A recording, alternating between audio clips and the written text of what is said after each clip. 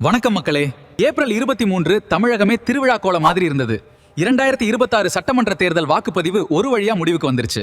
இன்னைக்கு நாம எதை பத்தி பேச போறோம்னா, ரீசெண்டா வெளியே வந்த ஒப்பீனியன் போல்ஸ் மற்றும் இந்த 85% வாக்குப்பதிவு, இதுக்கு பின்னாடி இருக்கிற அரசியலை பத்தி தான் நாம இன்னைக்கு டீப்பா அலசுவோம். வாங்க வீடியோக்குள்ள போலாம்.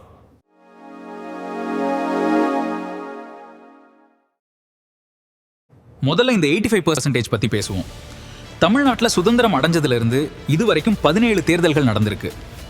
ஆனா ஒரு முறை கூட 80% தாண்டினதே இல்லை. வரலாற்றுல இதுதான் ஃபர்ஸ்ட் டைம். இதை நாம சாதாரணமா நினைச்சு கடந்து போயிட முடியாது. பொதுவா ஒரு கன்வென்ஷனல் கருத்து என்னன்னா, அதிகப்படியான வாக்குப்பதிவு நடந்தா அது ஆளும் கட்சிக்கு எதிராக அமையும்னு சொல்லுவாங்க. இங்க கிட்டத்தட்ட 20 லட்சம் ஓட்டுகள் அதிகமா பதிவாகி இருக்கு. 5 லட்சம் ஓட்டு வித்தியாசத்துல ஆட்சி மாறின சரித்திரம் இங்க இருக்குங்கிறப்போ இந்த 20 லட்சம் ஓட்டுங்கிறது ஒரு மிகப்பெரிய கேம் சேஞ்ச். ஆனா சில மீடியாக்கள் அவங்களுக்கு சாதகமா இல்லைன்னு இதை வெறும் நம்பர்ஸ் தான் அப்படின்னு சொல்லி கடந்து போறது தான் வேடிக்கையா இருக்கு. அடுத்ததா எல்லாரும் எதிர்பார்க்கிற அந்த விஜய் ஃபேக்டர் தான். நீங்க எந்த சர்வேயை எடுத்து பார்த்தாலும் ஒரு விஷயம் இடிக்குது. மக்கள் கிட்ட உங்களுக்கு பிடிச்ச முதல்வர் வேட்பாளர் யாருன்னு கேட்டா 46% பேர் விஜய்னு சொல்றாங்க. ஆட்சி மாற்றம் வேணுமான்னு கேட்டா 62% பேர் வேணும்னு சொல்றாங்க. ஆனா சீட் கணக்குன்னு வரும்போது மட்டும் விஜய்க்கு 2 to 4 சீட்டு தான் வரும்னு சொல்றாங்க. இது எப்படி சாத்தியம்? மக்களோட விருப்பம் ஒரு பக்கமும் சீட் கணக்கு இன்னொரு பக்கமும் இருக்குது. சில மீடியா ஹவுஸ்கள் உண்மையான டேட்டாவை மறைக்கிறாங்களோ அப்படிங்கிற ஒரு சந்தேகம் ஜேர்னலிஸ்ட்கள் மத்தியிலேயே இருக்கு.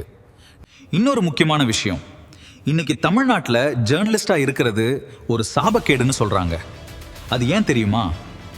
இன்னைக்கு மீடியாக்கள்ல எக்கோ சாம்பர் அப்படிங்கிற ஒரு மாயவலை இருக்கு.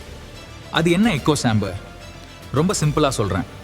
நீங்க ஒரு பாழடைஞ்ச கிணத்துக்குள்ள நின்று ஹலோன்னு சத்தம் போட்டா அந்த சத்தம் திரும்ப உங்களுக்கே கேட்கும்ல. நாம எல்லாரும் சின்ன வயசுல செஞ்சு பார்த்திருப்போம். அதே மாதிரி தான் இன்னைக்கு சோஷியல் மீடியாவும் டிவியும் மாறிடுச்சு. இதுல 2 குரூப் இருக்கு.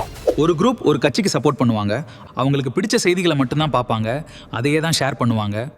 அவங்க போடுற செய்திகளுக்கு வர்ற கமெண்ட்ஸும் அவங்களுக்கு பிடிச்ச மாதிரியே தான் இருக்கும். இதனால அவங்க என்ன நினைச்சுப்பாங்கன்னா, ஊர் முழுக்க நம்ம கட்சி தான் ஜெயிக்குதுன்னு ஒரு பொய்யான பிம்பத்தை அவங்களே உருவாக்கிப்பாங்க. இன்னொரு பக்கம் வேறொரு குரூப், அவங்களும் அப்படியே தான். எதிர்த்தரப்புல என்ன நடக்குது, அங்க இருக்கிற நியாயம் என்னன்னு எதையுமே பார்க்க மாட்டாங்க. இந்த 2 குரூப்புக்கும் நடுவுல ஒரு உண்மையான ஜெர்னலிஸ்ட் நின்று, யோ 2 பக்கமும் தப்பு இருக்கு, இதான் நிஜம்னு சொன்னான், இந்த 2 குரூப்பும் சேர்ந்து அந்த ஜெர்னலிஸ்ட்டை திட்டுவாங்க.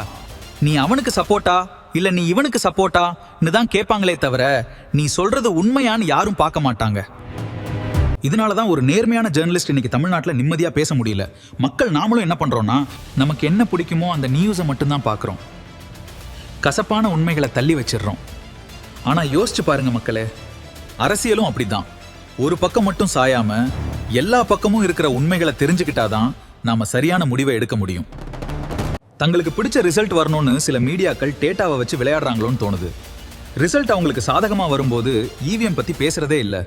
ஆனா ரிசல்ட் மாறி வந்தா உடனே வேற வேற காரணங்களை தேடி அதை ஒரு டிபேட்டா மாத்தி பேசுறாங்க. இது மக்களோட நம்பிக்கையை சிதைக்கிற ஒரு விஷயம். தேர்தலுக்கு முந்தின நாள் கிளாம்பாக்கத்துல நடந்த விஷயங்களை நாம மறக்க முடியாது. ஓட்டு போடணும்னு ஆர்வமா போன மக்கள் பஸ் இல்லாம டிராபிக்ல சிக்கிப்பட்ட கஷ்டம் ரொம்ப அதிகம்.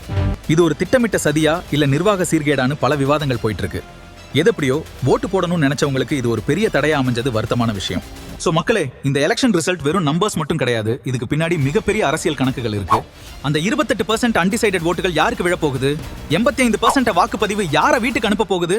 இதுக்கெல்லாம் பதில் இன்னும் சில நாட்கள்ல தெரிஞ்சிடும். இந்த முறை ஆட்சி மாற்றம் இருக்குமா இல்ல பழைய நிலைமை நீடிக்குமா? நீங்க என்ன நினைக்கிறீங்க? கீழே கமெண்ட்ல சொல்லுங்க.